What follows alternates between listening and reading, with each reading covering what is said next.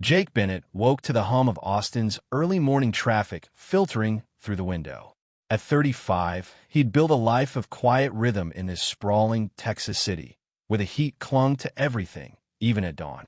A refrigeration technician by trade, Jake was the kind of guy who'd spend his Saturday tweaking a neighbor's AC unit for free, his toolbox clanking as he worked. His hands, calloused from years of fixing compressors, moved with precision, a skill that spilled into every corner of his life. He liked things steady, predictable, functional. For 8 years, he'd shared that life with Mia Torres, his partner, though they'd never bothered with a marriage license. To Jake, the commitment was in the daily grind, paying bills on time, grilling burgers for their friends on game nights, or sitting through Mia's favorite true crime podcast just to hear her laugh. Mia, 34, was his opposite in every way. Where Jake was a straight line, she was a curve, always chasing a new spark. She ran a boutique downtown, selling quirky jewelry and vintage dresses, her energy filling the shop with chatter and charm. Jake admired her fire, even when it left him scrambling to keep up. That Tuesday started like any other. Jake was up at 6:15, brewing coffee in their small kitchen, the machine gurgling as he scrolled through his work orders for the day. Mia was still in bed, her alarm set for an hour later. He'd already packed his lunch, leftover chicken and rice, nothing fancy, when his phone buzzed with a text from a neighbor, Mrs. Carter, asking if he could check her freezer later. No problem, he typed back, pocketing the phone. Helping out was second nature. It's why the block trusted him. By 7 o'clock, Jake was in his van, navigating Austin's morning snarl toward his first job, a restaurant with a failing walk-in cooler. The day unfolded in a blur of wrenches and gauges, his focus sharp as he diagnosed leaks and swapped parts. Around noon, he took a break at a taco truck, trading jokes with the owner, Rico, who slipped him an extra taco for fixing his fridge last month. "You're too good, man," Rico said, grinning. Jake just shrugged, biting into the warm tortilla. He didn't do it for praise. He did it because it mattered. Back home that evening, Jake kicked off his boots and sank into the couch, the TV flickering with a sports highlight reel. Mia breezed in from her boutique, her energy crackling as she dropped her keys on the counter. "Long day," she said, leaning against the doorway. "Inventory was a mess, but I sold that turquoise necklace to a lady who wouldn't shut up about her cruise." Jake chuckled, glancing at her. "Sounds like you charmed her anyway." Mia smirked, then grabbed her phone. "Oh, I'm meeting Lisa tonight. Drinks at that new bar on 6th Street. You cool?" Lisa was her best friend, a graphic designer who always had some wild story. Jake nodded, unfazed. "Yeah, have fun. Tell her I said hi." Mia flashed a smile, already halfway to their bedroom to get ready. "Will do. Don't wait up," she called, her voice trailing off. Jake didn't think twice about it. He trusted Mia, the way you trust the ground under your feet. Instead, he heated up his dinner, ate at the kitchen table, and scrolled through a soccer forum on his phone, debating whether to sign up for a local rec league. By 8 o'clock, he was restless, the house too quiet without Mia's chatter. On a whim, he grabbed his keys and headed to Rusty's Diner, a family-run spot near his shop. Their apple pie was the best in Austin, and the waitstaff knew his order before he sat down. The diner was half empty, the hum of conversation mixing with the clink of dishes. Jake slid into a booth, nodding at the server, Carla, who was already pouring his coffee. "Pie's fresh," she said, winking.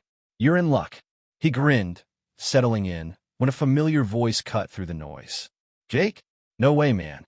It was Tom Rivera, an old high school buddy, striding over with a wide grin. Tom was a contractor now, his hands as rough as Jake's from years on job sites. They shook hands, and Tom slid into the booth, catching up like no time had passed. They traded stories about work, old classmates, and Austin's skyrocketing rent. Jake mentioned Mia, how she was out with Lisa tonight, keeping things lively as always. Tom's smile faltered, his fingers pausing on the coffee mug. "Lisa? Like leasing when?" he asked, brow furrowing. Jake nodded, confused. "Yeah, why?" Tom leaned back, scratching his neck. "Dude, she's been in Seattle for like a month. Some big design project. I was just texting her yesterday." The words hit Jake like a misfired wrench, sharp and sudden. He kept his face neutral, forcing a laugh. "Nah, must be a different Lisa. Mia's out with her tonight." But Tom shook his head. "Only Lisa I know who hangs with Mia isn't Gwen. Unless she's got a new friend." Jake's stomach churned, but he played it cool, changing the subject to Tom's latest job. They talked for another 10 minutes, but Jake's mind was elsewhere, replaying Mia's words. Drinks with Lisa. 6th Street. He finished his pie, barely tasting it, and clapped Tom on the shoulder. Good catching up, man. Let's grab a beer soon. Tom nodded, oblivious to the storm brewing in Jake's head. Outside, Jake climbed into his van and sat there, engine off, staring at the diner's neon sign. Mia had lied. Not a mix-up, not a mistake, a lie. He tried to reason it away. Maybe she meant someone else. Maybe Lisa flew back early. But the pieces didn't fit. Jake wasn't the jealous type. He didn't jump to conclusions. But trust, to him, was like a machine. You maintain it or it breaks. And right now, something felt broken. He started the van and drove home, the city lights blurring past. Back in their quiet house, he sat on the couch, phone in hand, Tom's words looping in his mind. He didn't call Mia, didn't text. Instead, he opened an app store, his thumb hovering over a download button. It wasn't about spying, it was about truth. If Mia was where she said she was fine, if not, he needed to know. With a tap, he installed a tracking app, quick and discreet, linked to her phone's shared account. No alarms, no notifications, just data. Jake leaned back, the TV droning in the background. He wasn't angry, not yet. But the steady rhythm of his life, the coffee, the toolbox, the trust, felt like it was skipping a beat.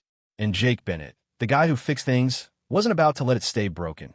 Jake Bennett woke the next morning with a knot in his gut, the kind that didn't loosen with coffee or routine.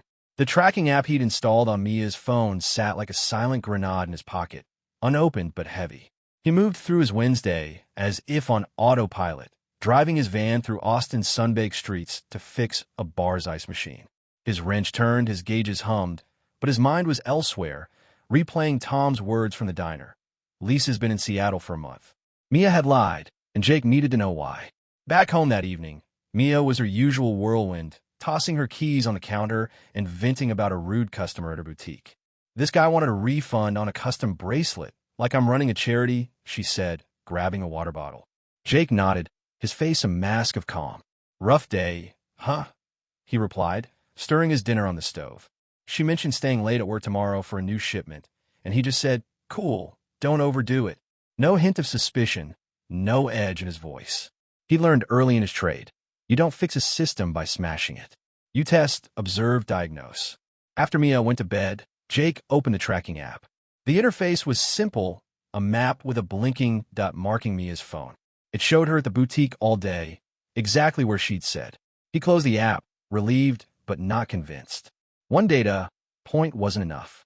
He needed patterns, proof. For the next 2 days, he checked sporadically, each time finding her where she claimed, work, a coffee shop, the grocery store. He almost deleted the app, half convinced he'd overreacted. But something, call it instinct, call it logic, kept him watching. Friday morning, Mia announced she had a big meeting at the boutique, followed by drinks with colleagues. Might be late, she said, grabbing her bag.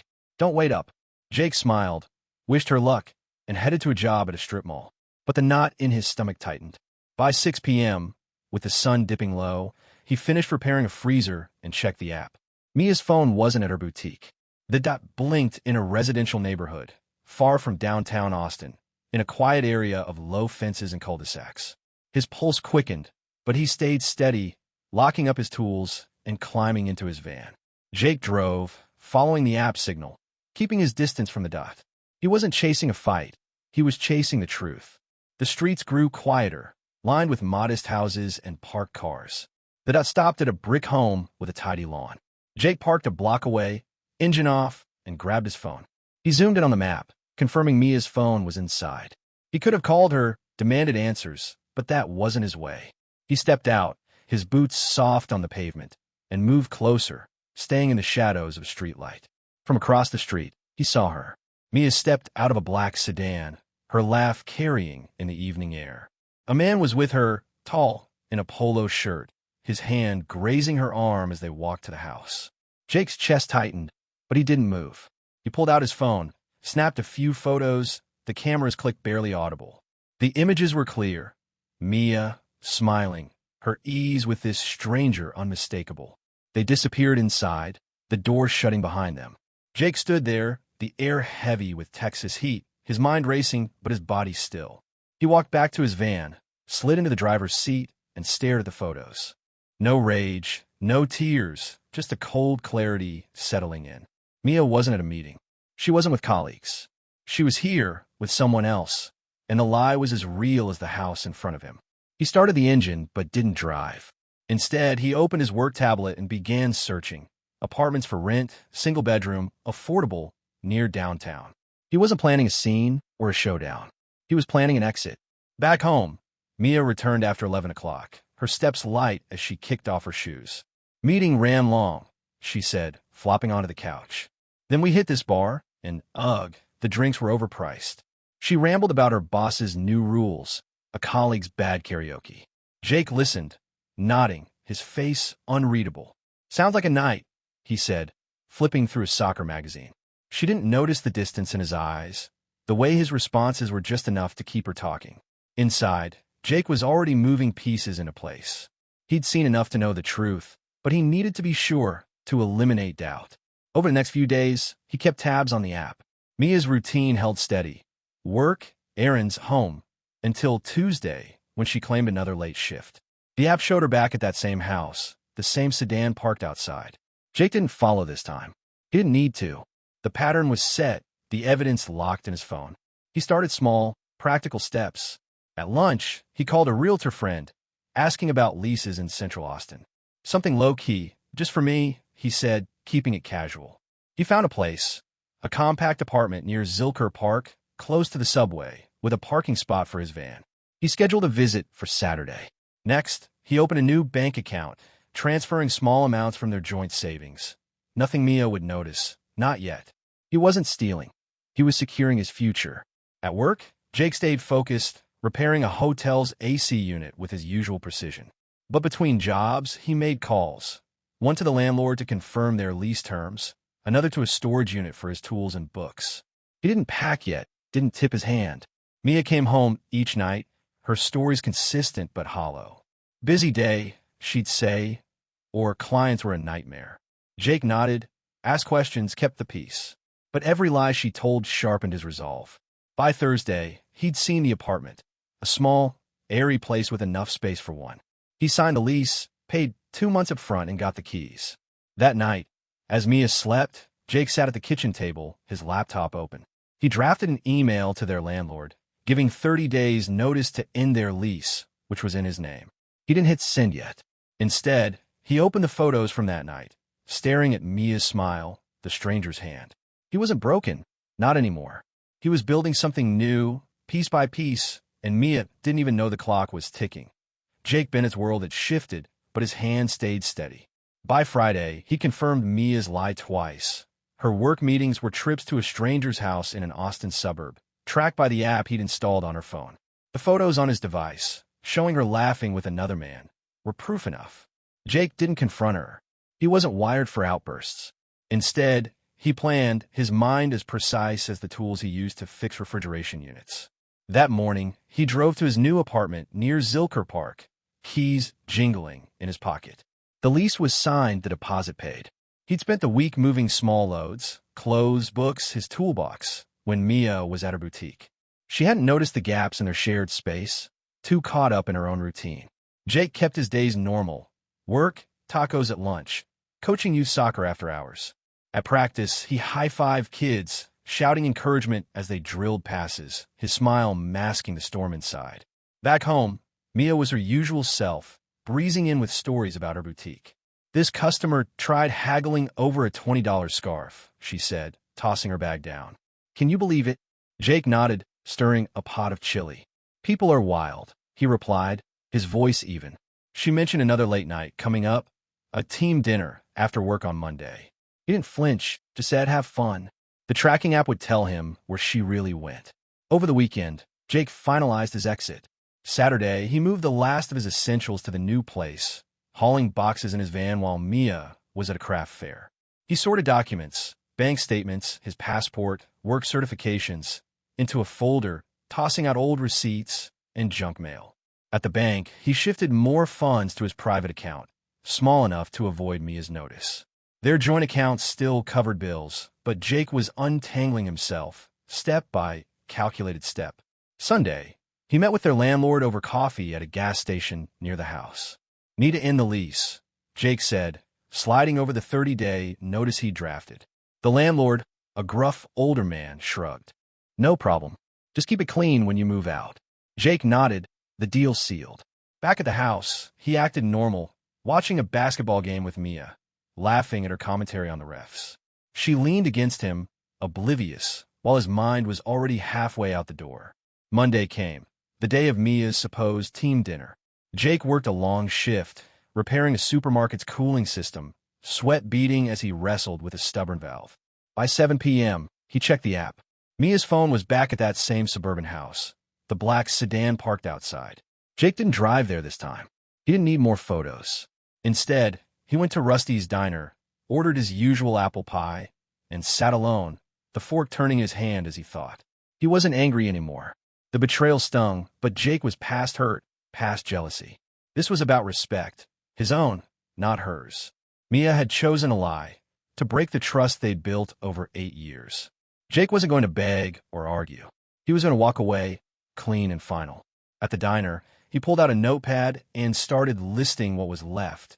Cancel utilities, redirect mail, leave the envelope. The envelope was key, a simple manila one, waiting at home, holding the truth. When Mia returned that night, close to midnight, she was all smiles. "Dinner was fun, but my boss wouldn't stop talking shop," she said, kicking off her shoes. Jake was on the couch, scrolling through his phone, the TV muted. "Glad you had a good time," he said, his tone neutral. She didn't catch the edge in his calm, didn't see the envelope tucked in a drawer nearby.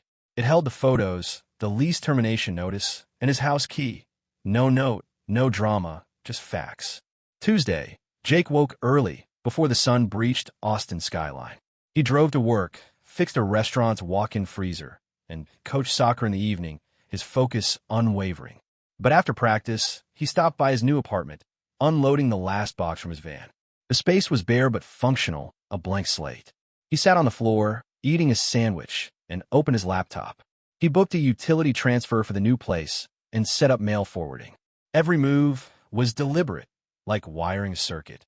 Wednesday night, Mia mentioned another work thing for Friday. Jake just nodded, already knowing where she'd be. He checked the app one last time, confirming her phone at the same house, the same sedan. It was the final piece. Back home, he pulled the envelope from the drawer and added one more item, a printed bank statement showing the joint account's balance, with his transfers circled. Not to accuse, but to show he was done sharing. Thursday, he called in a favor from a coworker, asking to borrow a pickup truck for the weekend. "Moving some stuff," he said, keeping it vague. His coworker didn't pry. Jake spent the evening at home, cooking dinner with Mia, their last night of normalcy. She talked about a new shipment at the boutique, her voice light. He listened, asked questions, kept the facade. But as she slept, he sat at the kitchen table, the envelope in front of him. He ran his thumb over its edge, the weight of 8 years settling in his chest. Friday morning, Jake woke before dawn. He didn't make coffee, didn't linger. He packed his final bag, socks, a jacket, his soccer whistle, and placed the envelope on the kitchen counter where Mia would see it. The photos, the lease notice, the bank statement, the key. It wasn't revenge, it was closure. He locked the door behind him, climbed into his van, and drove to his new apartment. The city was waking up, horns blaring, but Jake felt quiet, steady, free. Mia would find the envelope soon. She'd see the truth laid bare, no shouting needed. Jake didn't block her number, not yet. He wanted her to call, to try explaining, so he could hear the silence when she realized he was already gone. For the first time in years, Jake wasn't fixing someone else's mess. He was building his own life, and no one could take that away. Mia Torres woke late on Friday, the Austin sun already high. She stretched, expecting Jake's side of the bed to be warm, but it was cold, untouched. She shrugged it off, assuming he'd left early for work. Her boutique opened at noon, giving her time to linger. She shuffled to the kitchen, phone in hand, scrolling through notifications. That's when she saw it. An envelope on the counter, plain and manila, with no name. Her stomach twisted, a premonition she couldn't place. She tore it open, and the contents spilled out. Photos, a lease termination notice, a bank statement, and Jake's house key. The photos hit hardest. Mia stepping out of a sedan, laughing with a man at a suburban house. Her breath caught. The lease notice stated their home, rented in Jake's name, would be vacated in 30 days. The bank statement showed small transfers to an account she didn't recognize, circled in black ink. The key gleamed, final and silent. No note, no explanation, just evidence. Mia's hand shook as she dialed Jake. Straight to voicemail. She tried again, then texted. "Where are you? We need to talk." No response. She paced the kitchen, the photos burning in her mind. She recognized the moment. 2 weeks ago, with Ryan, a customer turned fling from her boutique. It was supposed to be casual, a thrill to break her routine. Jake wasn't supposed to know. She sank into a chair, calling Ryan. "Jake found out," she said, voice cracking. Ryan stammered, claiming he was busy, not looking for drama. He hung up before she could argue. She tried Jake again, voicemail. Her text piled up, unread. Panic set in. She checked the closet. Half his clothes were gone. His toolbox, usually by the door, was missing. She ran to the garage, his soccer gear gone. The house felt hollow, like it was already abandoning her.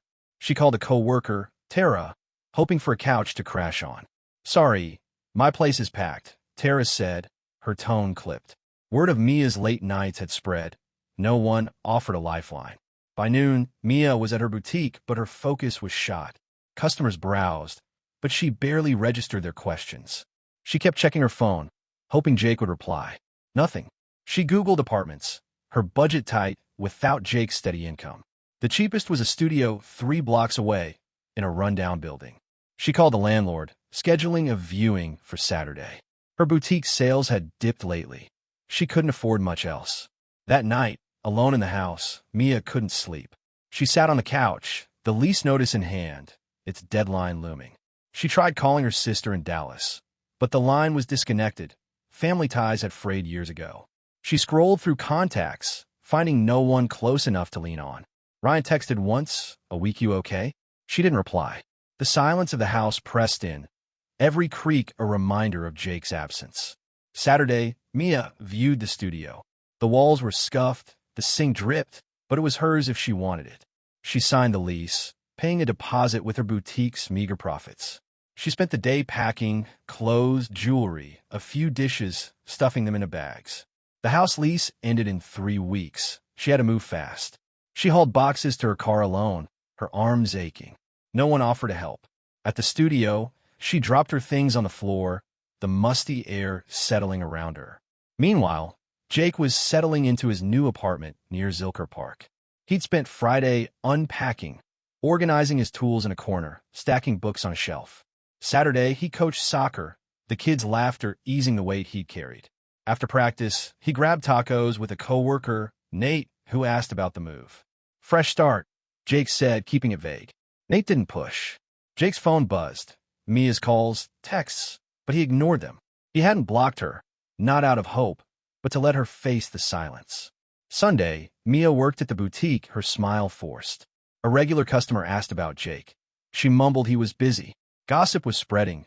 Coworkers whispered when she passed. She checked her bank account. The joint balance was lower than expected. Jake's transfers hadn't gutted it, but they'd left her scrambling. She sold a necklace to cover groceries, opting for cheap frozen meals. The studio's dim lights and creaky floors greeted her each night, a stark contrast to the home she'd shared with Jake. Jake, on the other hand, was finding his rhythm. He fixed a neighbor's AC unit Sunday afternoon, earning a 6-pack of beer and a grin. "You're a lifesaver," the guy said. Jake just nodded, wiping his hands. He cooked dinner, steak and rice, eating at a foldable table. He read a book on HVAC systems, prepping for a certification exam.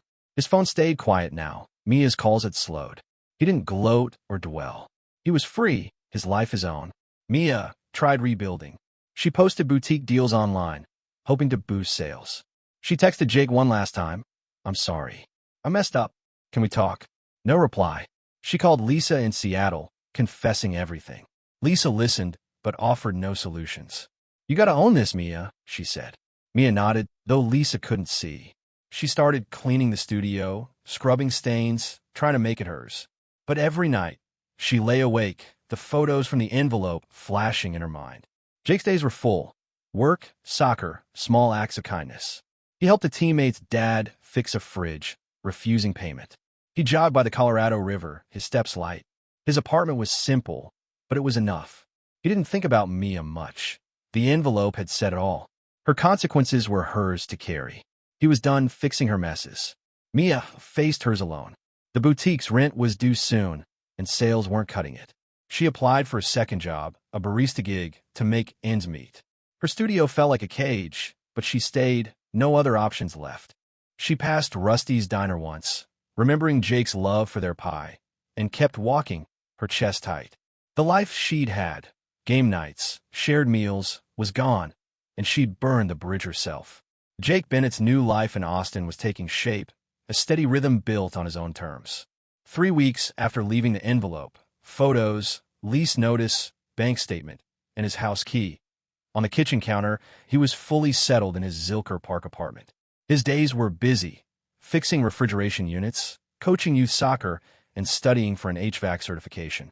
He'd traded the weight of Mia's lies for a lighter load, one he carried alone. His phone, once buzzing with her calls, was quiet now. He'd blocked her number after a final, unanswered text.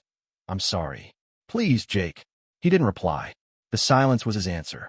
Mia Torres, meanwhile, was unraveling. The studio apartment she'd moved into was a far cry from the home she'd shared with Jake. Her boutique was struggling. Sales had tanked as customers sensed her distraction. She'd taken a part-time barista job to cover rent, waking at 5 a.m. to pull espresso shots before opening the shop. The studio's leaky faucet and thin walls were constant reminders of what she'd lost. She'd stopped calling Ryan, the man from the photos, after he ghosted her. Her co-workers kept their distance, their whispers louder than their support. Mia was alone, piecing together a life from the wreckage she'd made. Jake's routine was his anchor. Monday, he fixed a restaurant's walk-in cooler, joking with the chef about Austin's heat. Tuesday, he coached soccer, teaching kids to trap the ball, their cheers lifting his spirits. Wednesday, he helped a neighbor install a thermostat, splitting a pizza afterward. His apartment was sparse, but functional. A bed, a table, his toolbox in the corner. He cooked simple meals, read technical manuals, and ran by the Colorado River at dawn. Each step felt like his own, no longer tethered to someone else's choices. Mia's days were heavier. She'd wake to the studio's dim light, brew cheap coffee, and scroll through job listings. The boutique's landlord had called, warning about late rent. She sold a few earrings online, but it wasn't enough. She passed places she and Jake used to go, a taco truck, Rusty's Diner, and kept walking, her chest tight. She tried texting Lisa in Seattle, but their calls grew shorter, Lisa's patience thinning. Mia's final message to Jake, sent a week ago, sat unanswered. She'd written, "I know I messed up. I just want to explain." She deleted the app when no reply came. One Saturday, Jake volunteered at a community center teaching kids to fix bike tires. A parent, Maria, thanked him with a homemade tamale. "You're good with them," she said. Jake shrugged, smiling. "Just keeping busy." Later, he met Nate, his co-worker, for a beer at a dive bar. Nate asked about Mia, sensing the shift. "We're done," Jake said, sipping his drink. "Clean break." Nate nodded, not pressing. Jake didn't share the details. No need. His actions had spoken. Mia, that same day, worked a double shift, barista till noon, boutique till 8 p.m. A customer asked about a necklace, but Mia fumbled the sale, her mind elsewhere. She checked her bank account, $200 left after bills. She ate a microwave burrito, sitting on the studio's creaky floor, and opened her laptop. She searched for Jake online, finding nothing. He'd gone quiet on social media. She typed another message, then deleted it. The envelope's contents haunted her, the photos, the key, the lease notice. She'd underestimated Jake's resolve. By Sunday, Jake was thriving. He used to practice HVAC exam, boosting his confidence for the real test. He joined a rec soccer league, scoring in his first game, his teammates cheering. At work, he landed a contract to service a chain of coffee shops, a step toward promotion. His apartment felt like home now, with a coffee maker humming each morning. He didn't think about Mia much. Her betrayal was a closed file, like a job order marked complete. He was moving forward, his life rebuilt on his own terms. Mia's world kept shrinking. The boutique's landlord gave her a final warning. Pay by next week or face eviction. She picked up extra barista shifts, her hands shaking from caffeine and stress. She tried calling her parents, but they were distant, offering only platitudes. Her friends, once quick to join her for drinks, were suddenly busy. She walked past their old house, now empty, the lease ended. A new tenant's car was in the driveway. Mia stood there, the reality sinking in. Jake was gone, and she'd burned the bridge. One evening, Jake got a call from Tom, his high school buddy. "Heard you moved," Tom said. "You good?" They met at a food truck park, eating brisket under string lights. Jake shared the basics. No bitterness, just facts. "She lied, I left," he said. Tom nodded. "Respect, man. You did it right." They clinked bottles, and Jake felt lighter than he had in years. He wasn't running from pain. He was building something new, piece by piece, with the same precision he brought to his work. Mia, that night, sat in her studio, sorting through bills. She found an old photo of her and Jake at a festival, his arm around her, both smiling. She stared at it, then set it aside. She'd stopped texting him, knowing it was pointless. Her barista job offered a small raise, enough to keep the boutique afloat another month. She started therapy, using free sessions from a community clinic, admitting her mistakes to a stranger. It wasn't redemption, but it was a start. She had to live with her choices now, no one else to blame. Jake's life was his own. He signed up for a coding boot camp, eyeing a side hustle in tech. He helped a teammate's mom fix her fridge, earning a batch of cookies. At soccer practice, the kids chanted his name when he nailed a free kick. He didn't need Mia's chaos to feel alive. His apartment, his work, his community, they were enough.